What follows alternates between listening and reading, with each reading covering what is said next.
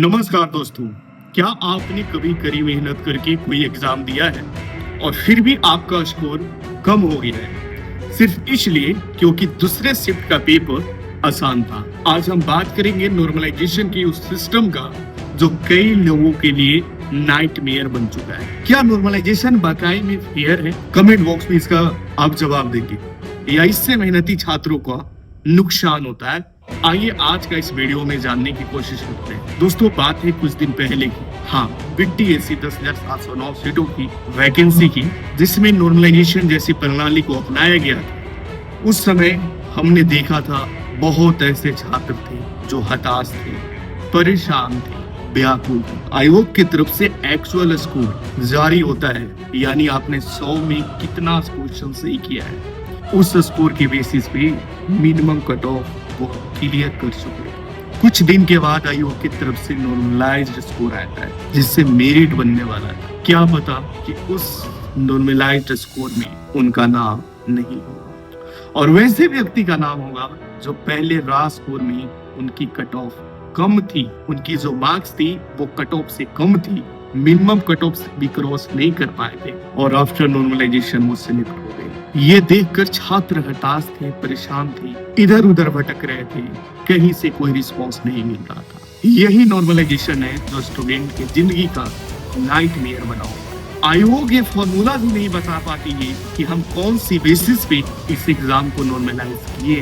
बस normalise score जारी करती है, जिससे मेरिट लिस्ट बनता है। सिलेक्टेड स्टूडेंट, मेहनती स्टूडेंट की मेहनत पे रंग फिर जाता है। इसलिए मैं नॉर्मलाइजेशन को कतई सपोर्ट नहीं करता हूँ। और आपने देखा होगा समय समय पर नॉर्मलाइजेशन को हटाने के लिए प्रोटेस्ट होता है। अब बात करते हैं कि करंट सिनेरियो, आपकी जो एग्जाम है बीटीएससी स्टाफ नर्स की, उसमें साफ साफ लिखा है कि इस एग्जाम में नॉर्मलाइजेशन अपनाया जा सकता है और मल्टीपल शिफ्ट में एग्जाम करवाया जा सकता है। मेरा प्रश्न सबसे पहले आप बिहार वासियों से है, क्या हमारी बिहार की इंफ्रास्ट्रक्चर इतना भी मजबूत नहीं है कि हम 1 से 1.5 लाख स्टूडेंट को एक दिन में ही एग्जाम करवा पाए? जब एक दिन में एग्जाम हो जाए, एक शिफ्ट में एग्जाम हो जाए, तो फिर नॉर्मलाइजेशन की आवश्यकता नहीं पड़ती है।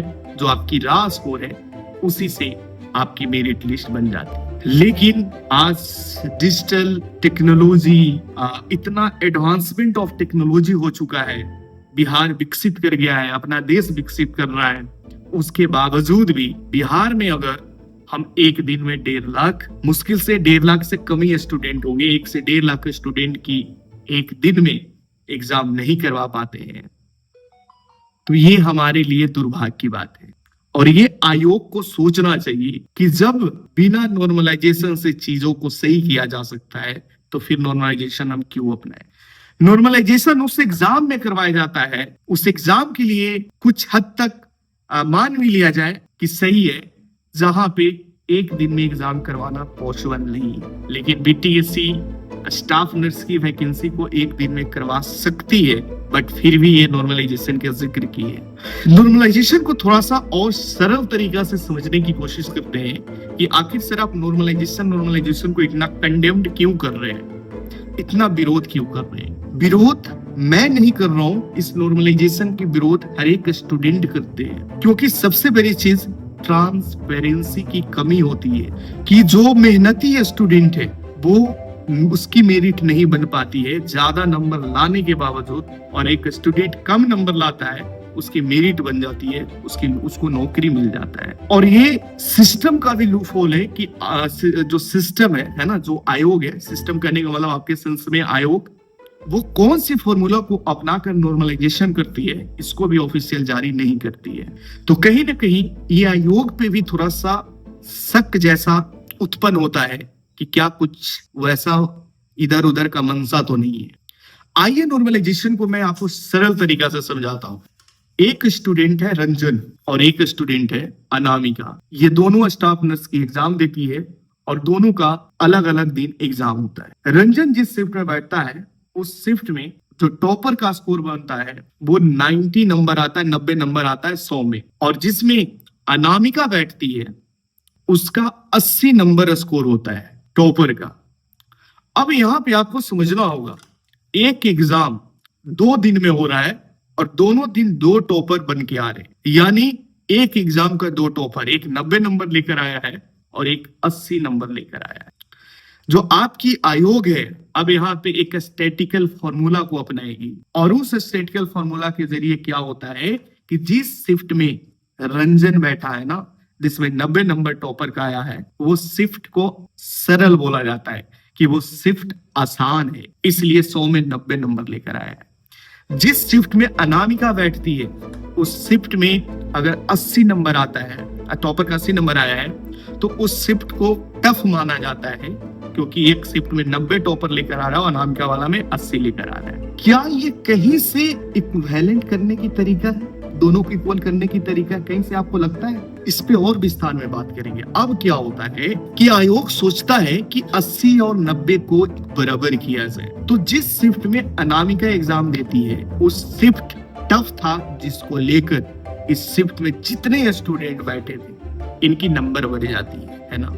जो नॉर्मलाइज्ड स्कोर आएगा ये शिफ्ट का, अनामिका वाला शिफ्ट का, वो सारे स्टूडेंट का नंबर बढ़ते हुए दिखा जाएगा। और जिसमें रंजन बैठा है ना, जिसमें 90 नंबर टॉपर का गया है, वो शिफ्ट के सारे स्टूडेंट का स्कोर कमते हुए दिखेगा रा स्कोर से। तो जो नॉर्मलाइज्ड मेरिट स्कोर बनता है ना, उसमें क्या होता है कि कुछ ऐसे स्टूडेंट होते हैं जिनकी रा स्कोर, एक्चुअल स्कोर ज्यादा होता है, ठीक है, यानी मेरिट को पार, कट ऑफ को पार करता है, लेकिन नॉर्मलाइजेशन के बाद उनकी जो स्कोर बनती है वो कम जाती है क्योंकि उनके शिफ्ट में जो टॉपर बैठा था, जो टॉपर बैठा है ना, वो नंबर ज्यादा लेकर आया है। तो ये एग्जाम की ट्रांसपेरेंसी को कंडेम्ड करता है, ठीक है। और दूसरी चीज ये है कि किस बेसिस पे नॉर्मलाइजेशन किया गया है इसको भी आयोग नहीं बताती है। इसलिए नॉर्मलाइजेशन एक पहेलियों की तरह स्टूडेंट की जिंदगी में होता है ना। नॉर्मलाइजेशन के जरिए बहुत सारे ऐसे स्टूडेंट हैं जिनकी सिलेक्शन होना चाहिए बट वो सिलेक्ट नहीं हो पाते हैं क्योंकि नॉर्मलाइजेशन में टॉपर का स्कोर देखा जाता है। अब सोचो ना कि एक शिफ्ट में अगर एक स्टूडेंट है ना, टॉपर की स्कोर से आप पूरे एग्जाम को एनालिसिस कर सकते हैं, एनालिसिस कर रहे हैं, तो ये और स्टूडेंट के बीच ट्रांसपेरेंसी को हनन कर रहा है। और हाँ, जब आप अथॉरिटी से पूछिएगा, एजेंसी से पूछिएगा, तो एजेंसी एक ही चीज को थोप देती है कि नॉर्मलाइजेशन इसलिए हम कर रहे हैं कि स्टूडेंट के बीच फेयरनेस है, दोनों के बीच समानता है। खैर, ये समानता कहीं से नहीं है, लेकिन सवाल ये भी होना चाहिए कि इतनी कम स्टूडेंट होते हुए आप इस एग्जाम को क्यों ना एक शिफ्ट में करवा रहे हैं। आप इस एग्जाम को एक शिफ्ट में करवाइए, एक क्वेश्चन पेपर दीजिए ताकि ये स्टूडेंट की प्रिपरेशन को सही तरीका से एनालिसिस किया जा सके। अब मैं इसकी थोड़ा सा सॉल्यूशन की बात करता हूँ कि अगर आयोग मन बना रखिए कि हम तो मल्टीपल शिफ्ट में ही करवाएंगे, तो मल्टीपल शिफ्ट में अगर करवाते हैं तो नॉर्मलाइजेशन को सही तरीका से एनालाइज करने के लिए आज के डेट में आर्टिफिशियल इंटेलिजेंस, डाटा साइंस जैसी टेक्नोलॉजी है, आप उस टेक्नोलॉजी को यूज करके डिफिकल्टी लेवल को मैच करवा सकते हैं। एक सिंपल स्टैटिकल फॉर्मूला यूज करने से अच्छा है कि एआई और डाटा साइंस की मदद से आप दो शिफ्ट में अगर एग्जाम करवाते हैं तो दोनों शिफ्ट की क्वेश्चन लेवल को एनालिसिस करवा सकते हैं, या फिर आप प्रतिदिन का अलग अलग कट ऑफ जारी कर सकते हैं, है ना।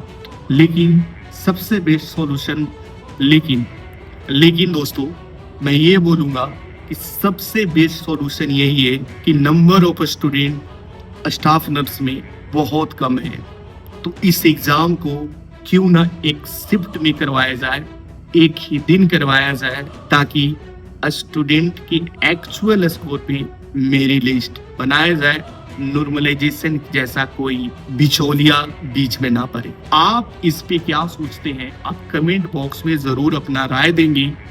तो दोस्तों, अब वक्त है आवाज उठाने का। अगर आप मानते हैं कि नॉर्मलाइजेशन अनफेयर है तो इस वीडियो को शेयर कीजिए, कमेंट कीजिए और अपनी राय जरूर दीजिए। फिर मिलते हैं अगले वीडियो में, तब तक के लिए धन्यवाद। Thank you so much. अपना ख्याल रखिए।